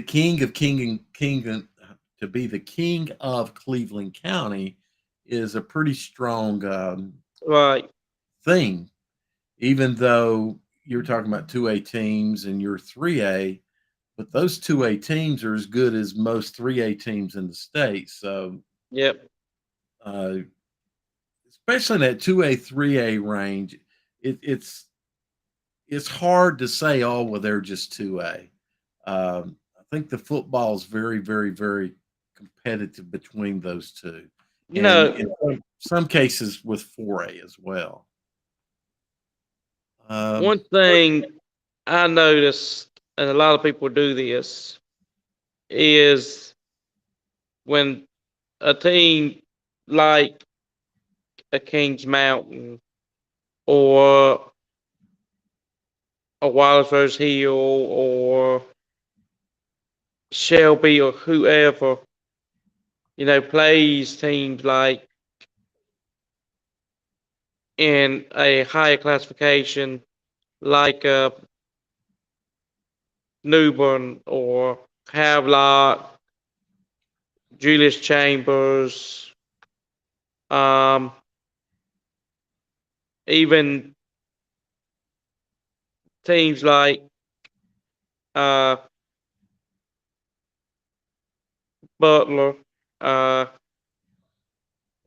Let me think some 3A teams. Well, Wilson, definitely, but not yeah. well not like Wilson Fight, but more so like a Cleveland High School. They immediately just write them off and say, oh, that 2A team's gonna get beaten and slaughtered and handed over to wolves. But when they get them on the field and play against each other, just like Leesville and Wallace did 2 Fridays ago, people were already writing Wallace off, saying, Wallace probably was gonna get smoked by Leesville, but Wallace hung on with them. They were, and they beat, even though Leesville beat them, by 10, that still says something. These teams, size don't matter. Wallace played Havelock.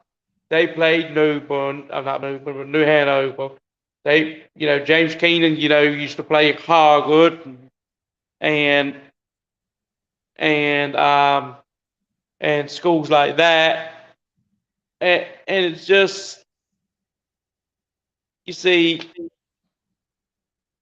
size of a team really doesn't matter. Especially when you put them on the field Well, against against another team, especially a team that is playing real good football. the thing that matters is that when you're playing against a very good 4A team, depth becomes the issue. So, Oh yeah, well depth a is Shelby definitely or a big thing. You got so like those teams can play for about 3/4 is what happens. like And like then like James Keenan, for example. You know, they got like 40 players, for example. They go against a 4A team that's got 70 players. You know, that's enough to field two teams right there. For that 4A squad, and and and yeah, depth is a big, big advantage because you put a team, against another team, and that team gets tired very easily. That right there is yep.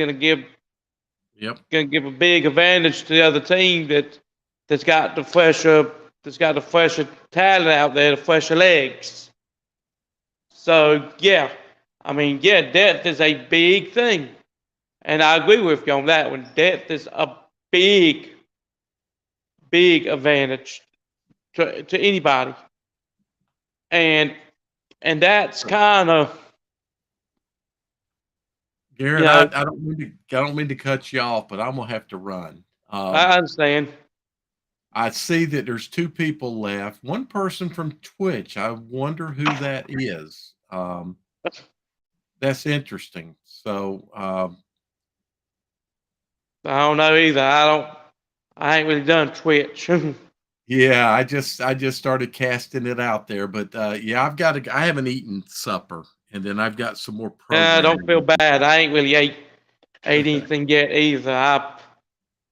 Yeah, I've I'm, got to do a little more work.